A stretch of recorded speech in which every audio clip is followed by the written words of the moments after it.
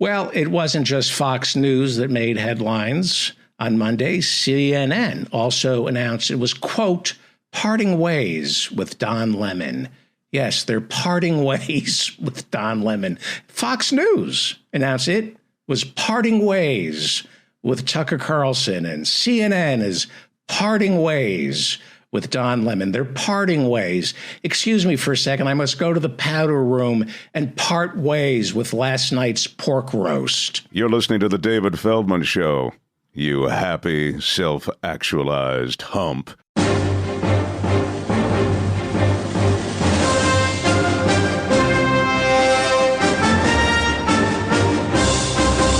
Parting ways.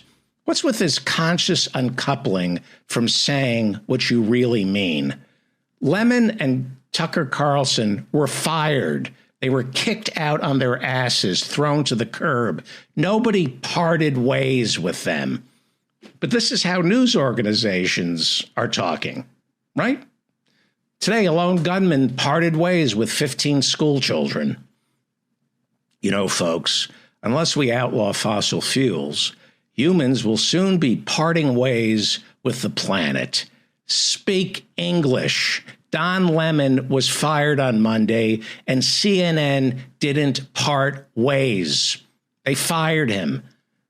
In a tweet immediately after his firing was announced, Don Lemon said he was the last person to know, kind of like anyone who got their news from him on CNN.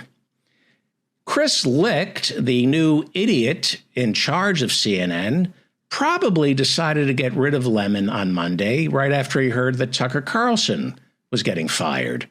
Chris Licht probably figured everyone would be paying attention to the white nationalist on Fox getting what he deserved, and nobody would notice that CNN let go of an African-American member of the LGBTQ community who broke glass ceiling after glass ceiling. The only thing Chris Licht ever broke was CNN.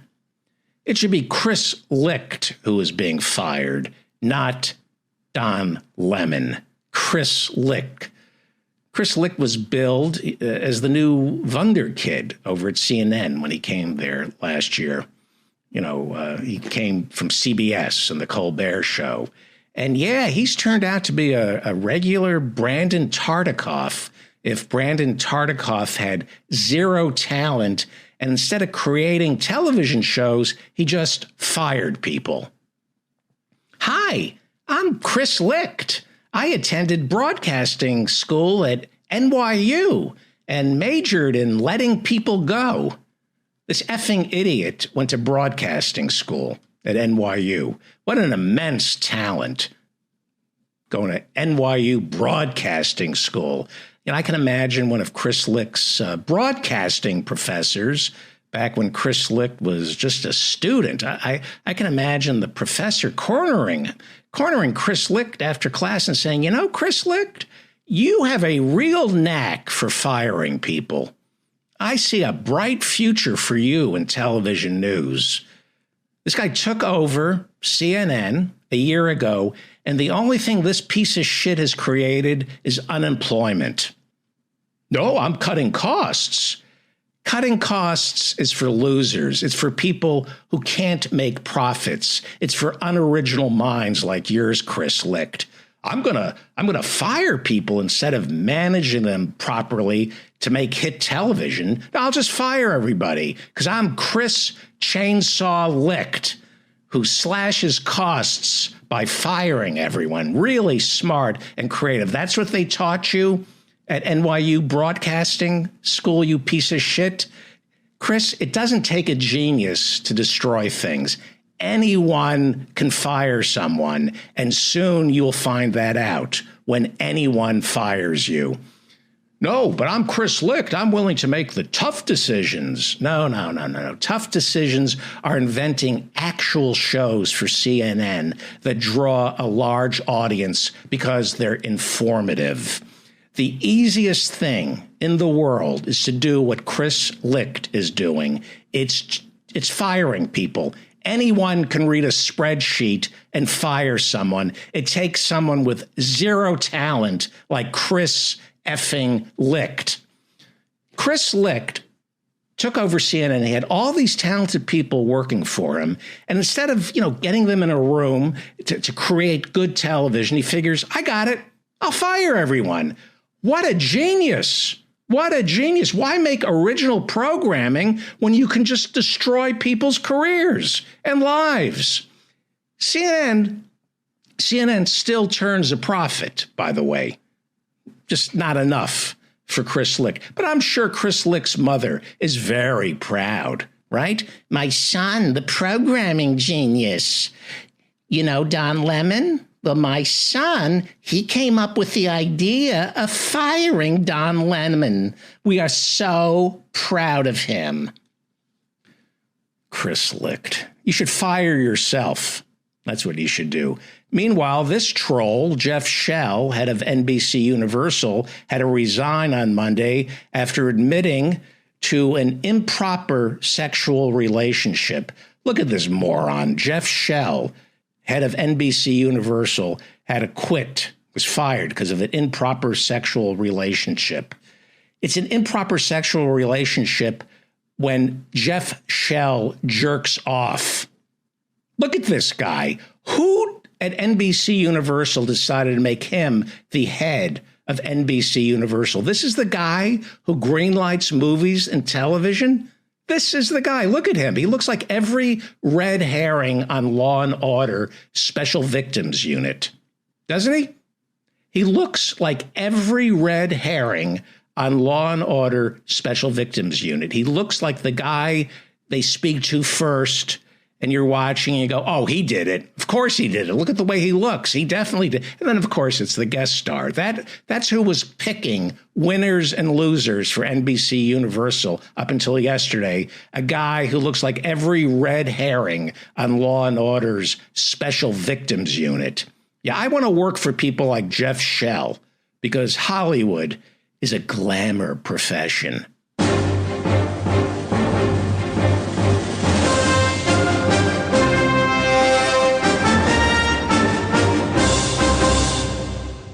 Time now for Thank God It's Fraud. I've decided that's for the time being, until we can come up with a better title for your segment. It's time for Thank God It's Fraud. Dr. Harriet Fraud is a psychotherapist, a hypnotherapist. She treats patients through the prism of the economic system in which we're forced to survive or try to survive. She also hosts Capitalism Hits Home, as well as It's Not Just in Your Head. We'll find out who she co-hosts those shows with, and you can hear her on WBAI here in New York, Tuesday nights at 6:30.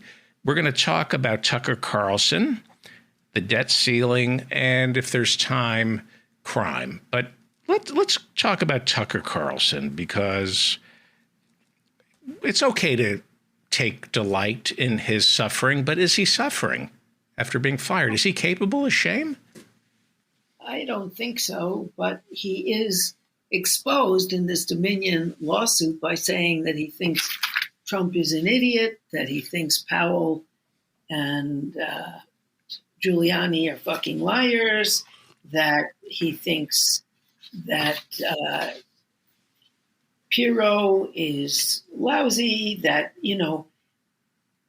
and that he shares these conversations with Sean Hannity and others, that they're boldly lying to the American people.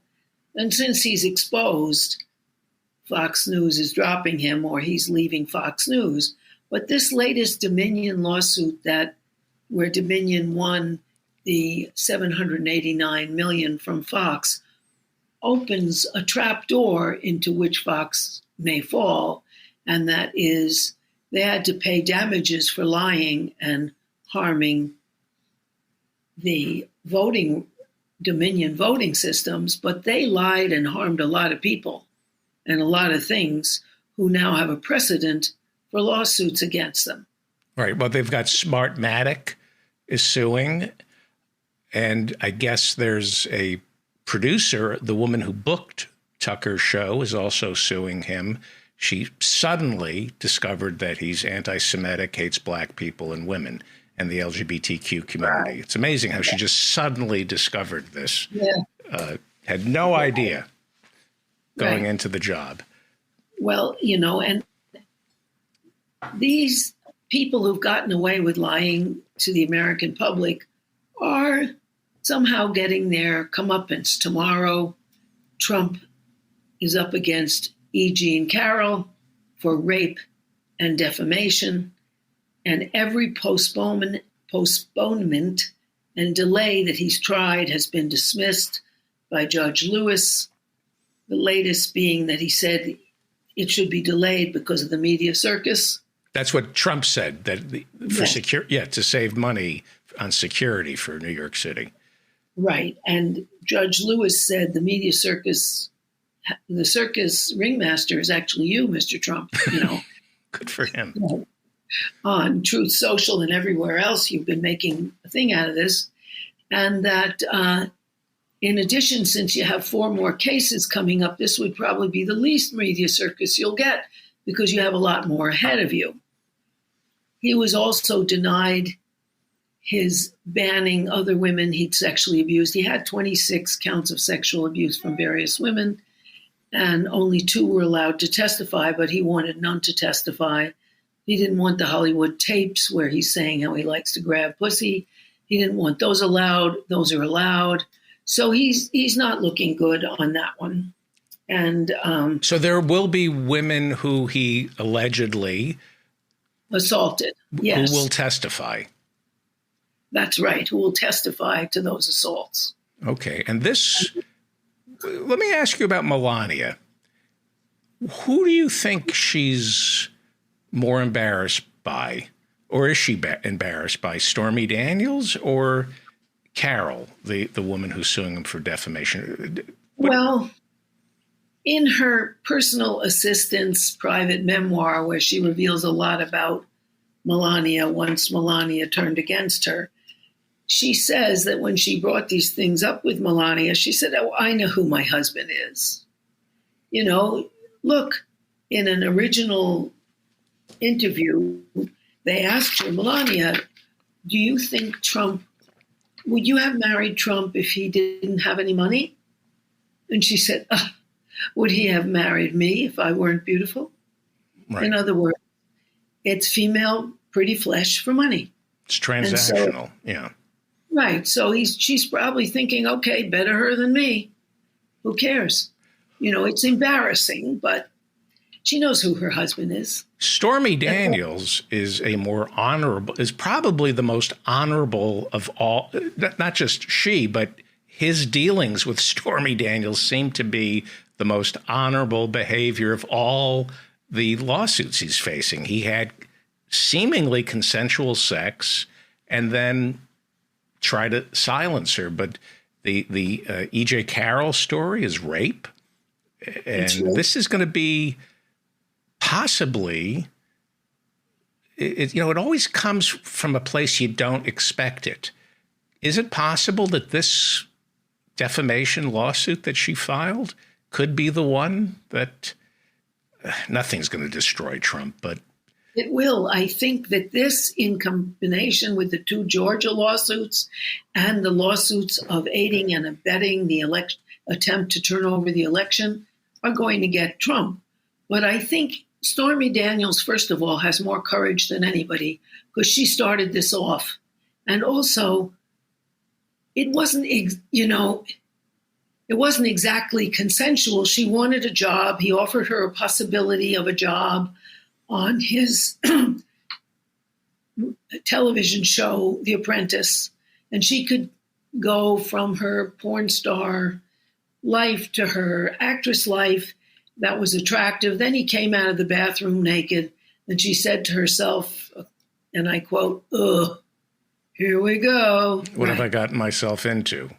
Right, but it's worth it if I could get a job, right? Right. And also, he had someone come up and threaten to kill her and kill her child. Right. So she had to live separately from her child. She's had real courage, and she paved the way for others that he didn't succeed in silencing her. as she said, this pussy grabs back. Right. You know, Right. he wasn't kidding. Right. And so I admire her. I'm sorry, you what? I admire her for that. She had courage. Right. However, the radical right, the Christian right, I think they're more forgiving of him with Stormy Daniels. Sure. But rape, if this Carol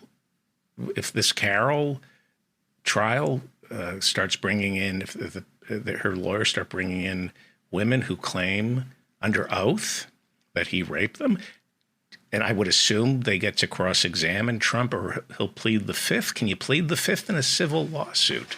I don't know. I don't know. He had said something about that he may not come to this trial, and they said, well, that will speak for itself to the jury. That will make a statement to the jury. Right. I think that he had other media appearances, and he doesn't want media. I'm sorry, you're breaking up. I apologize. I think this really will begin to bring him down. This and the other 5 lawsuits will bring him down. Do you feel popular? Do you worry? Because I agree with you, but I feel like a fool thinking that, all right, this time we got him. It's cat and mouse. It's Tom and Jerry, and Tom. The cat never catches the mouse. You're not supposed to. We're not supposed to catch Trump. The story is he keeps slipping through our grasp. So, do you honestly see him going to jail? It's wishful thinking, but do you feel kind of foolish? There's too many cases now. So you were saying there are too many cases. There's too many cases. I think that Stormy Daniels broke the ice, and now he has Tish James suing him for fraud in New York real estate and banking. He has the 2 Georgia cases. The wagons are circling, and I think that what Stormy Daniels contributed was breaking the aura of invincibility. He had said at one point, I could shoot somebody on Fifth Avenue and nobody would do anything about it. Well, now they are. Right. And actually, the people going after him are all Black or women, which is cute. And except for Judge Lewis, who has E. Jean Carroll's case. Right. But it is catching up with him. There's, just like it's catching up with Clarence Thomas, too. One dishonest thing, okay, his wife being a major rally organizer on January 6th, ooh, and now all the other thefts and the other gifts from Harlan Crow, it's getting to be too much. And I think having 4 other cases, he's going to have to serve time. Trump is going to have to serve time. Yes, I think Trump will have to serve time. And while serving as our president, I think... No. He's not serving as our president. In fact, one of the things that Tish James said, he said, you can't sue a seating president. She said, you're not seating, you're not the president. The suit continues. Right. Who do the Republicans have, though, other than he? It's not DeSantis is imploding. They don't have... I'm sorry? No, I mean... Americans love Mickey Mouse. DeSantis is unpopular. Yeah. Going after Disney. Right. And the Florida electors just came out for Trump against DeSantis. He's doing very badly. I don't know who else they have. They have a lot of nut jobs, though. Jim Jordan and others. I don't think they have anybody electable. So we're looking at 4 more years of Joe Biden. Nobody is really going to challenge Joe Biden in the Democratic Party. We have Marianne Williamson and Robert F. Kennedy Jr., but Biden's going to get the nomination, and Trump can't beat Biden, so we're stuck with a second term of Biden, and God forbid Harris if something happens. And suddenly, yeah, that's true. I don't think she'll run as his vice president. She's singularly unpopular. But I do think Well, I'm hoping that he gets some kind of stroke or something, so somebody else like Gavin Newsom. That's not nice. Well, whatever, because it would put him out. And you could get somebody with some vitality and progressive imagination as the president. I mean, Gavin Newsom, I'm surprised because he doesn't really meet your standards, does he? He doesn't, but as all the Democrats that could get elected, he does. His wife is quite radical, and he's good on some issues, and he's young and presentable with a lot of vitality. Biden looks like a piece of wood that has burned and is only ashes. So if you went like this, it would evaporate. Yeah. It would rust. I think the American people like that in a candidate. I think they liked it in Reagan. I think they liked it in George W. Bush. I think they like the fragility. It's somebody they can relate to. They have empathy and sympathy for him. He reminds them of their parents or grandparents. I think it's a plus. I think, listen, I want Bernie. I mean, the difference, look, my God, the difference between Bernie and Biden, pretty much the same age. It's like Bernie's 30 years younger. Yes, full of vitality. Why is that? What is it? Is it genetics, or is it just Biden has just lived such a meaningless life? I think it's a combination, but I think, look, Biden has been a sellout to corporate America from the start. He comes from a state whose biggest claim to fame is a tax haven for wealthy corporations. And he voted against Anita Hill's interests. You know, he has never been a real progressive. And so I think Bernie is fired up for justice. Right. He is intensely moral and ethical and angry. Trump has a lot of that anger, which is why he appeals his rage. But Bernie has righteous anger, and I think it keeps him young. And I think Trump's unrighteous anger keeps him young. Biden is what? He's just floating through life, self-dealing, self-serving, pretending to have passion. Yeah, and he's a dispassionate man, and he's kind of half absent. And, he's lifeless. He's not animated with anything. Yeah. So I think if the Democrats ran Bernie, which they won't because corporate America doesn't support Bernie and they are corporate America, I think if they ran Bernie, of course Bernie would win. He was very popular when he was on Fox News, so they never invited him again. Right. I'm reading Adam Hushchild's book that you recommended.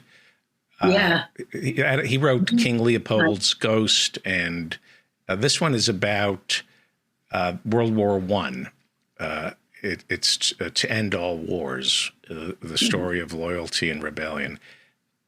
And I didn't realize how anti-union America has been since its inception. He writes about Emma Goldman and the way the way in the late 19th century, our National Guard, our Army, our police, it wasn't just Pinkertons. It just wasn't private armies crushing union leaders. It was the United States Army and our police. He said that never happened in the European countries. They would never allow it. Look, they have now 4 million French people in the streets the last weeks. Mm-hmm. The cops daren't disrupt them. And, the same in Germany. They have very powerful unions because they didn't kick the leftists out of their unions. Right. They didn't have a McCarthy period because the communists led the resistance. So all turning on the communists that just saved them from fascism wasn't so popular there. Here, they got away with it because after World War II, look, during World War II, they referred to Stalin as Uncle Joe because he was the primary ally to beat the Nazis. And Russia lost 30 million people in that battle. And so it was afterwards that we decided to run the Cold War and to smash the unions in the United States, because FDR had been very friendly to unions. And also FDR had all sorts of socialists and communists in his party. The labor secretary was a socialist and quite proud of it. Mm-hmm. And she was the first woman cabinet member who was a socialist, and she was right out there. So, they had to, also corporations after the Depression and before, and during the war were taxed 96.8%, because FDR could say to them, yeah, you better pay that or your whole business will be taken away, because masses were marching, in the streets of New York. They wanted jobs, and the CIO was forming. And as I have said before, because it blew my mind, in the heartland, the Iowa militias were fighting farmers who were hanging judges who condemned family farms. Right. And people were up in arms. And so the country was way to the left, and corporate America wanted to turn back the New Deal, which they're still working on with the debt ceiling, and to reclaim their dominant position. And they've done a lot about that. So there are bad people in America. There are bad people in this world. I was reading about Teddy Roosevelt, who loved war, who thought war is what makes a man. That we need to be in a constant state of war. It builds our men's character and our nation's character. Teddy Roosevelt should rot in hell, what he did to the Philippines. But we worship him, or we say he's a complicated man. These are really bad people who think. Pathological people. I'm sorry?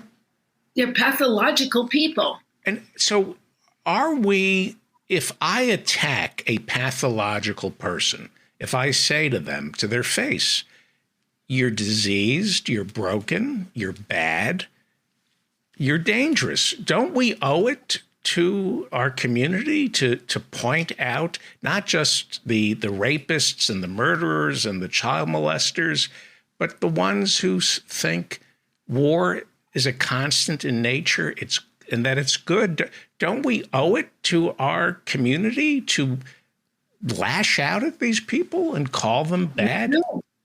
We do. And we owe, even though Biden looks like this gentle fellow, he's the one provoking the war with Russia and keeping it going, even though the Ukrainians, he's fighting to the last Ukrainian. But we're the big weapons suppliers, although the weapons manufacturers are pleased.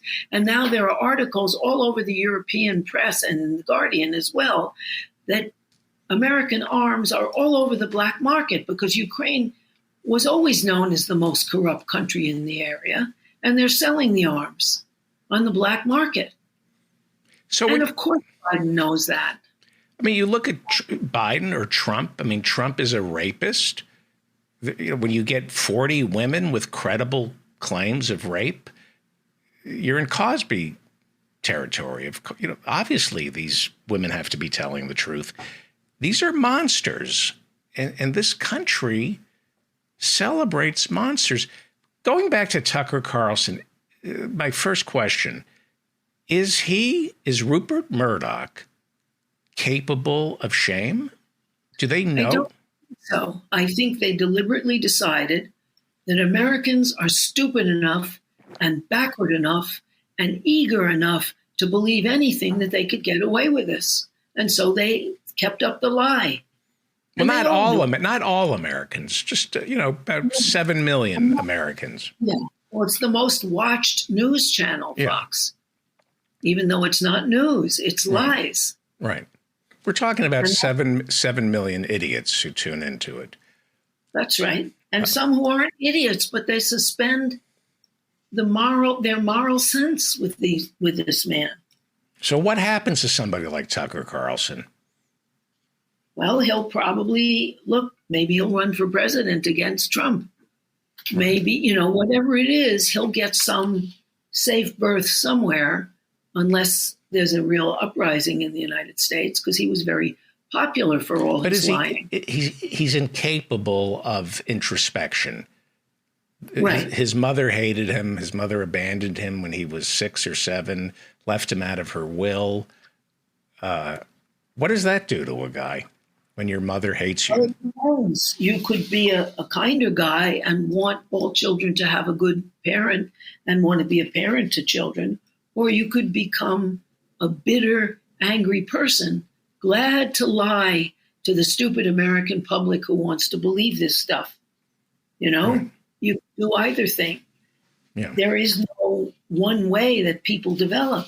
And he does say that Sidney Pollack and Giuliani are stupid fools and liars in his private conversations, which came out in the Dominion lawsuit, which is, I think, one of the reasons that he's leaving. Right.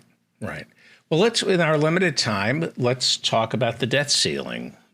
Where are we with that? Well, the Republicans are still threatening not to raise the debt ceiling, to raise, allow us to raise it, but to make up the money by taking away Social Security, Medicaid, Medicare, and all the other social problems. If they withdrew the $1.7 trillion tax cut that Bush gave mainly to the rich, of course they could pay the debt ceiling. Right. Or if they actually taxed the rich. Instead, the income tax was started in 1913 at $3,000 a year, which is the equivalent to $52,000 a year. The median income in the United States is $51,000 a year for a family of 4. Okay? So the mass of Americans, or at least half, wouldn't pay taxes. And they could change the tax structure. The Social Security tax stops at $144,000. If you make $144,000 or more, raise it to the people who are earning all this just from their wealth. Or the way they tax your house and they tax your car, they could tax people's stock and bond accounts. Whoa, that would net a lot of money and close the debt ceiling. Instead, they keep borrowing money from the rich and giving them interest instead of taxes. They pay interest. They get our money as interest because they've skewed the whole system. And in addition, what has happened with these threats, since we're the biggest debtor nation in the world, is countries are dumping their dollars because they're thinking, why should we hold this in our treasury? Because if they go belly up, they're devalued. The dollar won't be worth much.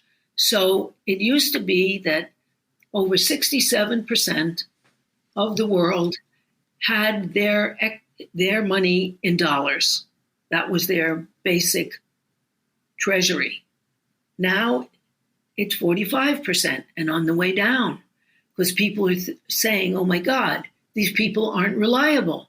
My money could be worth a whole lot less.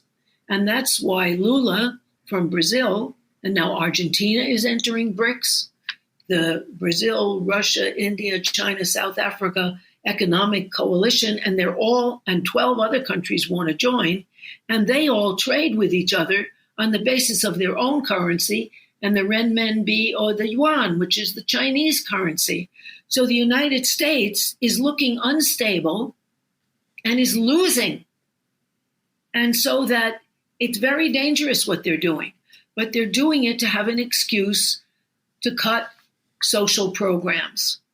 And no one, I hear the radio sometimes, NPR, they never mention this is no problem, raise taxes. Right. Or just, I was looking, because I was interested in that, the inheritance tax in 1975, the maximum was $600,000 that you could leave to your children as a couple. Now it's $25 million you can leave as a couple, $12.5 million as an individual. Whoa, is that giving everyone a fair start? No. Everything. the whole economy is distributed up. 3 people own as much as half the country, and they've been allowed to get away with it. You know, they made their money by outsourcing with cheap labor and no ecological protections. And they came in here, the only one of the Western countries that allows you to give private money to elections, and they bought the system and cut their taxes. And that's what the debt ceiling, now they're claiming a debt ceiling. That's ridiculous. And they don't include an obvious solution, tax the rich. Right. It's crazy. You didn't finish the sentence. Tax the rich out of existence, or at least tax the billionaires. At least tax the billionaires. Heavily tax those 3 people that own as much as half the country. Yep. Really? Then send rockets into space that explode, and who cares? They have trillions of dollars. And they hate this country. They put on an American flag on their lapel, and they think we're going to fall for their patriotism. Well, yeah. To be continued. Dr. Harriet Fraad, who do you host Capitalism Hits Home with? I do Capitalism Hits Home by myself, but it's not just in your head. I do with Liam Tate and Ikoi Hiro. And then on BAI at 6:30 on Tuesday, I give a talk on BAI. Okay. So that's half an hour. And I love the show, which I am on too. Yes, we love you. And how do people contact you? They could go on my website, harrietfraad.com. That's F-R-A-A-D and H-A-R-R-I-E-T, or hfraad@gmail.com. Fantastic. We'll see you next week. So much. I hope so. Good. Yes. Okay. Thank you so much. Thank you. Okay. Bye-bye. Bye. You're listening to The David Feldman Show. You happy, self-actualized hump.